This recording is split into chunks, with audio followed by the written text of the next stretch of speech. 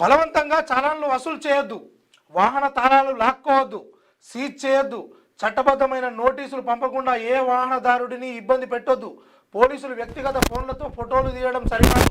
రాష్ట్ర ప్రభుత్వానికి హైకోర్టు ఆదేశాలు. పెండింగ్ చలాన్లు చెల్లించాలని వాహనదారులను బలవంతం చేయొద్దని ట్రాఫిక్ పోలీసులకు హైకోర్టు కీలక ఆదేశాలు జారీ చేసింది. వెహికల్స్ తాళాలు లాక్కోవడం, సీజ్ చేయడం సరికాదని తెలిపింది.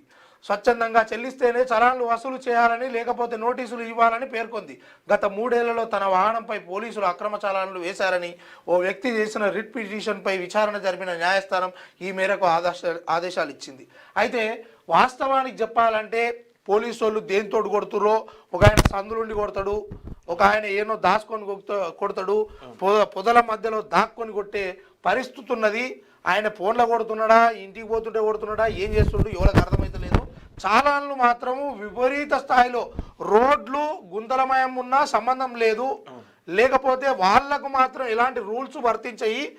కానీ వాహనదారులను మాత్రము ఈ పరిస్థితి కూడా ఏంటంటే ఈ అధిక చలాన్లు వేసి ఈ ప్రజలను వాహనదారులను ఇబ్బంది పెట్టే కార్యక్రమమే తప్పితే ఈ ప్రజల పన్నులతోటి నడుస్తున్నటువంటి ఈ ప్రభుత్వము వాహనదారుల నుంచి ఆల్రెడీ వాళ్ళు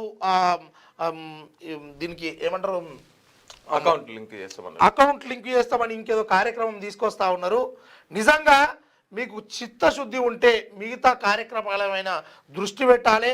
అంతేగాని ఇట్లా ఇప్పుడు వాహనం కొనకపోతే రాష్ట్రానికి ఎంత నష్టం అనేది చిన్న ఆలోచన చేసి మీరు ఇవన్నీ కార్యక్రమాలు ముందుకు తీసుకోవాలి. సరే, ఇప్పుడు పోలీసు వాళ్ళు చలాన కట్టకపోతే బండిని ఎట్లా లాక్కుంటారు, మరి టైంకు రైతు బంద్ వేయకపోతే రైతుల వెహికల్ కూడా నాయకుల వెహికల్స్ కూడా అట్నే ఆపాలి కదా. మరి టైంకు చలాన్ని కట్టాలని తెలిసింది కానీ టైంకు రైతు బంద్ వేయాలని తెలుస్తలేదా?